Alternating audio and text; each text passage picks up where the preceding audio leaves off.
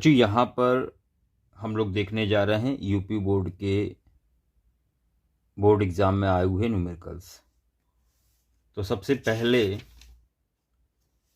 Second का A part, the image of an object placed on the principal axis at 30 centimetre from the pole of a concave mirror is formed on the object itself.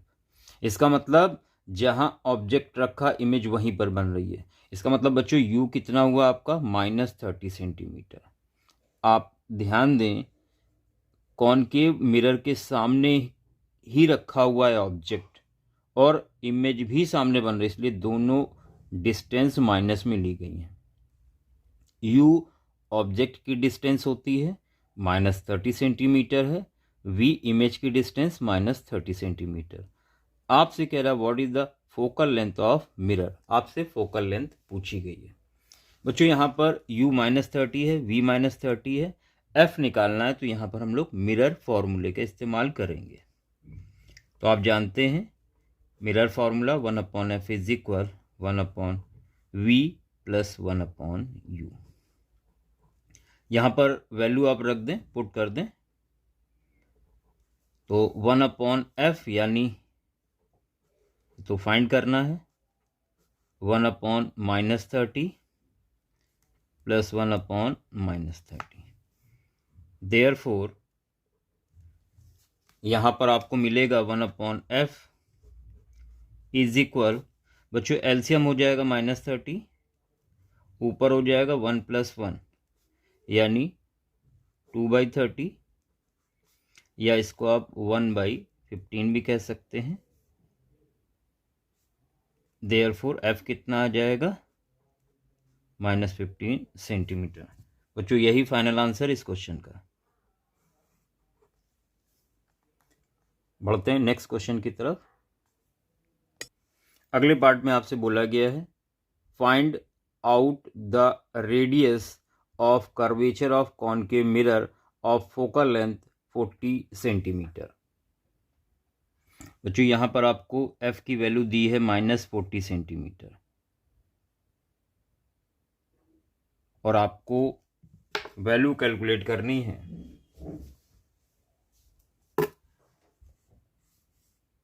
r की। r और f में relation आपको पता है, since f is equal होता है r/2। Therefore r is equal हो जाएगा 2f, r is equal to f40। Therefore r is equal 80 centimetre. और बच्चों यही फाइनल आंसर है इस क्वेश्चन का। क्लियर हो गया होगा आपको।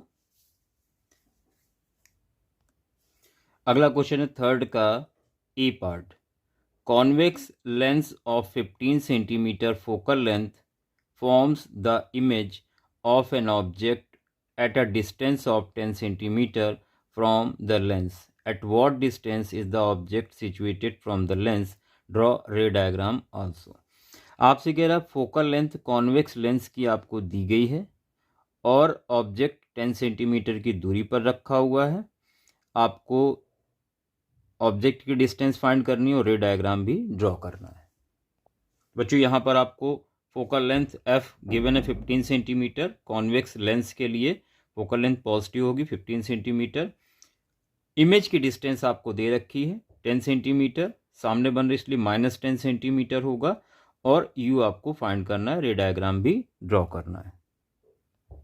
यहाँ पर बच्चों आप लेंस फॉर्मूला इस्तेमाल करेंगे। We know 1/f is equal 1/v - 1/u। यहाँ पर आप वैल्यू रख देंगे 1/f यानी 1/15 इज इक्वल 1/v - 1/10 और -1/u। इस वाली वैल्यू को इधर लेकर आएंगे तो ये हो जाएगा 1/u पॉजिटिव और इसको उधर ले गए तो 1/-10 और ये वैल्यू उधर जाके निगेटिव हो जाएगी। 10 और 15 कैल्शियम आप ले लेंगे 30, यहाँ मिल जाएगा 10 3 -3 और 15 2 तो यहाँ से आ जाएगा 3 2 5, 5/30, या बच्चों इसको 1/6 भी कह सकते हैं। 1/6, 1/u 1/6 है, इसलिए u आ गया आपका -6 सेंटीमीटर। ये आंसर हो गया, u आपने फाइंड कर लिया। अब बच्चों रे डायग्राम भी आपको ड्रॉ करना है। अब रे डायग्राम आपको बनाना है, तो सबसे पहले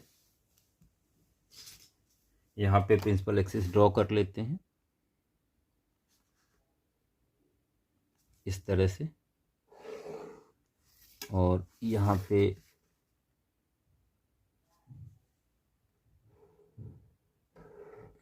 ये लेंस बना लिया।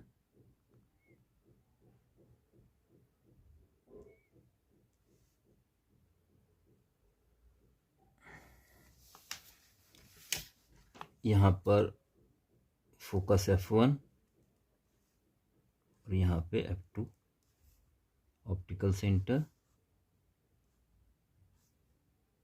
F1 और ये 2F1, F2 और 2F2। बच्चों यहाँ पर F15 सेंटीमीटर दिया हुआ था आपको,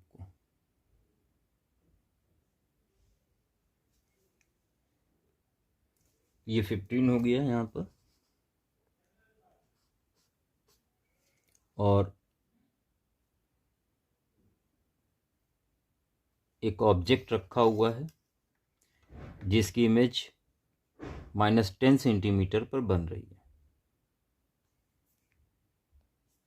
यहाँ पर हम लोगों ने u -6 निकाला है, यानी यहाँ कहीं पर ऑब्जेक्ट होगा इस तरह से,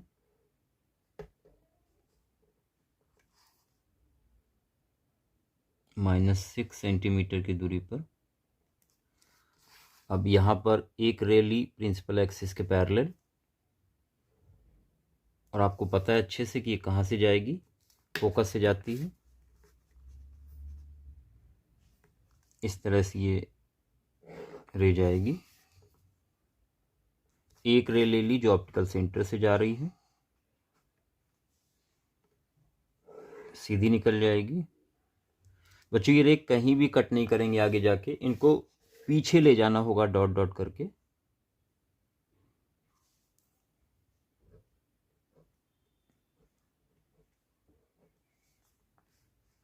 और जब पीछे ले जाएंगे तो ये रे एक दूसरे को इंटरसेक्ट करती हुई नजर आएंगी।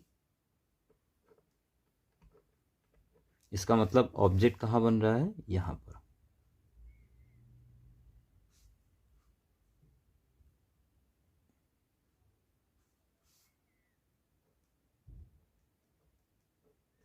ये यहाँ पर ये F है आपका, F से थोड़ा पहले बन रहा है। ये रे डायग्राम हो गया, और ये 10 है, ये 6 है, और ये 15। ये रे डायग्राम था, इस तरह से आप ड्रॉ करेंगे। बढ़ते हैं नेक्स्ट क्वेश्चन की तरफ। देखिए अगला क्वेश्चन है, a man using spectres can observe clearly an object placed at 25 centimetre distance. चश्मे के द्वारा वो 25 सेंटीमीटर की दूरी पर रखे ऑब्जेक्ट को देख सकता है। Focal length of lens used in spectacles is 50 centimetre. ये दी गई है फोकल लेंथ उसके चश्मे की, लेंस की। एट वॉट डिस्टेंस, आपको डिस्टेंस निकालनी है। Can man read a book without using the spectres, बिना चश्मे के कितनी दूर बुक रखी हो कि वो पढ़ सके। बच्चों यहाँ पर आपको u दिया है -25 सेंटीमीटर, और फोकल लेंथ f दी है -50 सेंटीमीटर। आपको यहाँ पर फाइंड आउट करना है v। तो यहाँ पर हम लोग लेंस फॉर्मूले का इस्तेमाल करेंगे, और जानते हैं 1/f = 1/v - 1/u। बच्चों यहाँ पर वैल्यू रख दें आप, तो 1/-50 = 1/v - 1/-25। तो यहाँ से माइनस प्लस हो जाएगा 125, और इस साइड लाएंगे तो माइनस का हो जाएगा, और पहले से माइनस का है 1/50 इज इक्वल 1/v। बच्चों यहाँ से 1/v आपको क्या मिल जाएगा, तो यहाँ 25 50 में 50 एलसीएम लेंगे, 25 2 ज़ा तो -2 यहाँ पर आएगा और -1 यहाँ पर आएगा, यानी -3/50 1/v। इसलिए बच्चों v कितना मिल जाएगा, ये पलट जाएगी वैल्यू 50/3, या आपको v मिल जाएगा -16.67 सेंटीमीटर, यानी बिना चश्मे के इतनी दूरी बुक रखी होगी तो रीड कर पाएगा। ये इस क्वेश्चन का आंसर था, और इसी के साथ हम लोग नेक्स्ट क्वेश्चन की तरफ बढ़ते हैं। बच्चों अगला क्वेश्चन है थर्ड का B part. An electron of mass 9 × 10⁻31 kg, ये मास आपको दिया हुआ है। चार्ज Q आपको दिया है 1.6 × 10⁻19 coulomb, is moving with velocity, ये वेलोसिटी दी है 3 × 10⁻6 मीटर पर second, parallel to x axis, x axis के पैरेलल है। एंटर्स इनटू मैग्नेटिक फील्ड, तो ये मैग्नेटिक फील्ड इंटेंसिटी आपको दी है कैपिटल B 0.3 वेबर पर metre square, parallel to z axis, ये जेड एक्सिस के पैरेलल है। Determine the force acting on the electron, आपको फोर्स निकालना है इलेक्ट्रॉन पे और एक्सेलरेशन निकालना है, साथ में डायरेक्शन भी पता करनी है। बच्चों यहाँ पर एंगल जो थीटा है वो 90 डिग्री होगा। आप ध्यान दें,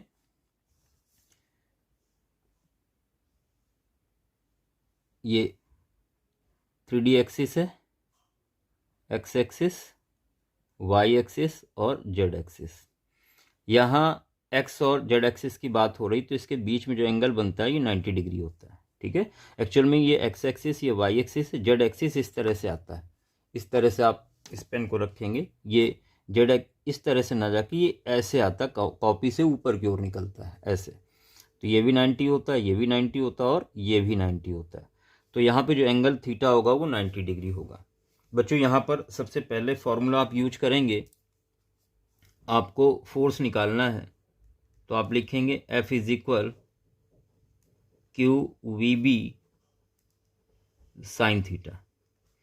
Q की जगह आप लिखेंगे 1.6 × 10⁻19, V की जगह 3 × 10⁻6 और B 0.3 और साइन 90 डिग्री। बच्चों साइन 90 की वैल्यू 1 होती है, 1 रख देंगे आप यहाँ पर, तो ये आ जाएगा, इसको मल्टीप्लाई कर दें, 3 3 जा 9 और 9 69 जा 144 इंटू 10⁻, मल्टीप्लिकेशन में पावर ऐड हो जाती है, साइन थीटा की वैल्यू, साइन 90 की वैल्यू 1 हो जाएगी। बच्चों ये आ जाएगा 1 2 के पहले डेसिमल, तो ये आ जाएगा 1.44 × 10⁻13 और न्यूटन। बच्चों एक आंसर देखिए आ गया आपका, यही आपको कैलकुलेट करना था। इसके बाद आपसे कह रहा है कि एक्सेलरेशन भी आप फाइंड आउट करें, तो एक्सेलरेशन के लिए आपको फार्मूला पता है, F इज इक्वल ma का इस्तेमाल कर सकते हैं, F इज इक्वल ma। बच्चों यहाँ से a इज इक्वल हो जाएगा F/m। F आपने कैलकुलेट कर लिया है 144 10⁻13 और m 9 × 10⁻31। बच्चों a कितना आ जाएगा, 144 को आप 9 से डिवाइड करेंगे, ये आ जाएगा 9 1 जा 9 9 6 जा, ये आ जाएगा 0.16 इंटू 10⁻13 और ये पावर ऊपर जाके प्लस हो जाएगी,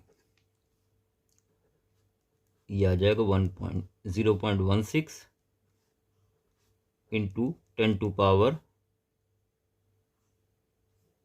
यहाँ आएगा 18,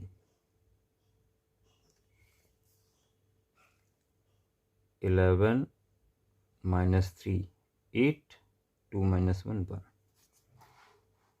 बच्चों इसको स्टैंडर्ड फॉर्म लिख लें, पॉइंट यहाँ पर लिख लें,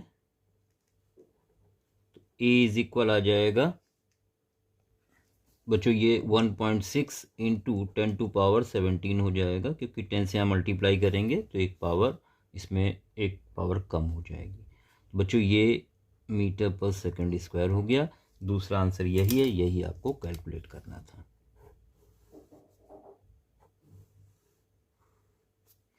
बच्चों इसके बाद थर्ड पार्ट में आपसे पूछा गया है कि डायरेक्शन ऑफ फोर्स क्या होगी। बच्चों डायरेक्शन ऑफ फोर्स होगी along y-axis।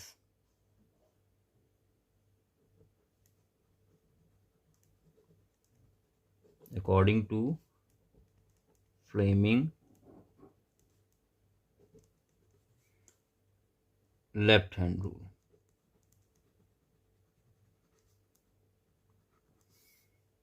डायरेक्शन होगी along y-axis।